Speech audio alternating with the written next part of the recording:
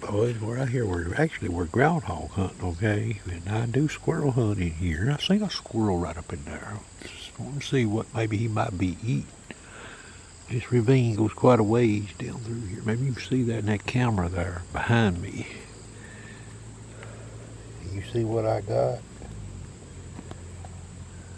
Arken scope on this gun. I'm gonna tell y'all. Okay, I've done looked up through some of these trees. It's 10:57 here, overcast. Mag 8 looks real good on this scope. Okay, backlight on 4 works, 5 works, and 6 works. Okay, I can see real good up in them trees right yonder, boys. Person could probably leave a parallax setting on this thing about 35 or 40 and leaves on. Mag 7, mag 8, and blast away. Okay. Extremely good reticle presentation. I've looked through enough scopes in my lifetime. This may be the best reticle that I've seen on a scope I have. Okay, now that's a first focal plane scope, but yeah, it's going to be a good one. I can already tell you. This is the conditions right here where it's sort of dark in the woods. Them old squirrels likes to stir when the season here ain't open, and I'm not shooting at no squirrel. There's some groundhogs up here, but it ain't quit raining very long. Okay, so you fellas and gals want to get in cheap. That one right there, or its baby sister, might be the real deal, okay? Because sharpshooters gonna use this scope, okay? If you see me quit using it, that'll tell you everything you need to know. If you see me keep using it, that's gonna tell you everything you need to know. Because I don't use shit that don't work, okay? If I'm having trouble finding the squirrels and the trees getting on them with this scope, I'll quit using it. Because I know I can use that Element Nexus. I got 2 of them. I ordered another one of these this morning, boys. What does that tell you? And that's before this little venture right here, okay? Now, as I get into the woods, see, I'm sort of sitting on this old cedar tree right here, okay? So I'm out here where if I got into the deep woods in this overcast, it would be even darker. Well, I got news for you. This scope, it seems like the brighter it gets is when this scope here suffers somewhat. Okay, versus lower to mid light. Well, usually a lot of your squirrel hunting ain't done in the brightest of conditions. You know, and a lot of these boys, you know, rating these scopes. I get what they're doing. You know, they're looking at these scopes and they're looking out through these fields 200, 300, 400, 500, 600 yards, you know, through all that mirage. You know, they're not in the woods. They're out in the bright sun. And that's where this scope comes up a little short compared to them high dollar outfits, okay? But for this application here, for 150 yards in inside hunting with a rimfire rifle, this thing right here, I'd say a HMR rifle, boys, I could do some serious work with one of them guns right that barrel. If I put it on this with this scope right, I could do some serious damage out there at 175, 200 yards, okay? On groundhogs and whatever. Might even shoot a squirrel that far with that gun, that barrel on this gun with this scope on it, and see real good with it. Like I said, it's when it's real bright. Maybe the sun is in your faces when you're, but I struggle with that element sometimes doing that too. You know, there's always trade-offs. Second focal plane, I don't care much for them anymore. Alright, boys, there's a Arken scope now. I'm looking up here, there's a white oak tree. See if I can get this in the camera. Set the camera up there. See that tree right there? 86 yards. That's 21x on this camera right there. See it right there? 52x on the camera. Power on that Arken scope.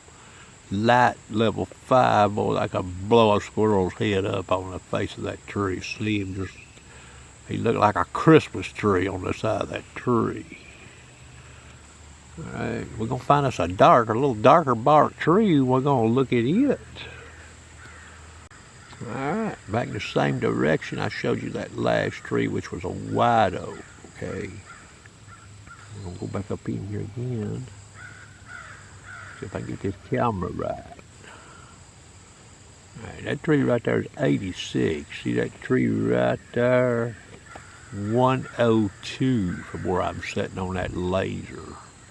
That's 52x in the camera. 8 power on this scope. I could kill a squirrel off that tree right there shooting at his head, okay? There's no doubt in my mind, boys. I see real good on the side of that tree up there. Okay, that's sort of dark right in there where that camera's at. You see that? 102.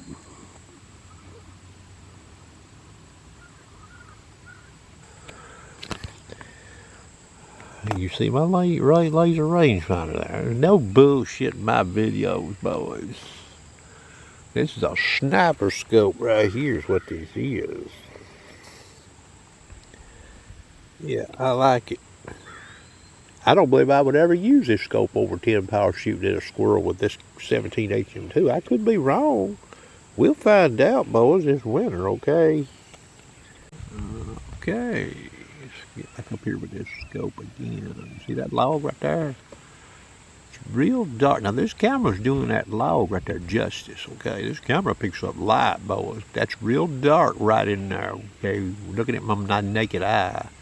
63 yards in this scope. Would I need the backlight currently to kill a squirrel off the face of that? No. Would it make it easier? Probably. I believe folks are going to really enjoy the backlight on this scope right here, or illumination. I call it backlight. It's illumination, okay? I'm not in the tank with this company. I don't make shit off of them. Okay. Now, I'm just looking to shoot squirrels, boys. Imagine if there was an old buck standing up there. Why, it'd be like shooting the side of a Greyhound bus, okay? No doubt. I've looked at this scope when it's dark. Of course, I can't show you in this camera because this camera does such a good job. You know, I'm looking at that log up there right now over the top of this camera, and when I put this camera on it, look how bright that looks up there. Well, it ain't bright out here, boys. It's overcast, okay? I'm not going to turn this camera up at the sky because it's sprinkling rain. Okay, all of the talk I've done in this video about this gun, okay, I want to show you where the parallax wheel is set, right there. Maybe that's focusing in this camera here. I guess it is. Let's see. See it right there?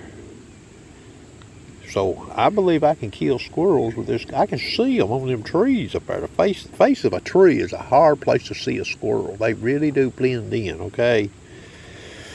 They can blend in with rifle scopes too. Some rifle scopes worse than others.